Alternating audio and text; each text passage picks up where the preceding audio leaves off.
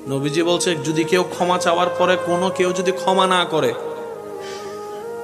সেজন্য আমি নবীর সুপারিশ আশা না করে।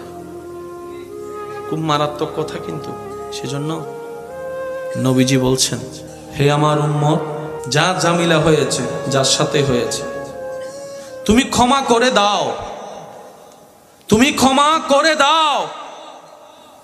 সে ক্ষমা চাক না চাক তুমি মাফ করে দাও। তুমি যদি মাফ করলে তোমার ইজ্জতের কমতি হয়, আমি মুস্তাফা থেকে হাসরের ময়দানে তোমার ইজ্জত বুঝে নিও।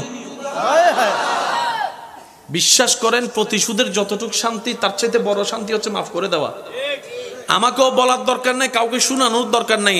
আপনার জীবনের সবচেয়ে বড় শত্রু যে ইনডোর হোক, আউটডোর হোক, ঘরের হোক, বাহির হোক, যার সাথে আপনার বনেও না, যার সাথে চেহারা দেখতে ইচ্ছে করে না, এরকম কেউ থাকলে শুধু মনে মনে আমার দিকে তাকাই হলো কথাটা রাখার জন্য, শুধু মনে মনে বলেন, যা তোরা মাফ করে দিলাম। দেখবেন আপনার মনে এটা কেমন যেন একটা শান্তি লাগা শুরু করবে। বিশ্বাস করেন ভাই, রাগ, হিংসা, অহংকার এগুলো শয়তানের জিনিস। এগুলা নিয়ে কেউ শান্তিতে থাকতে পারে নাই।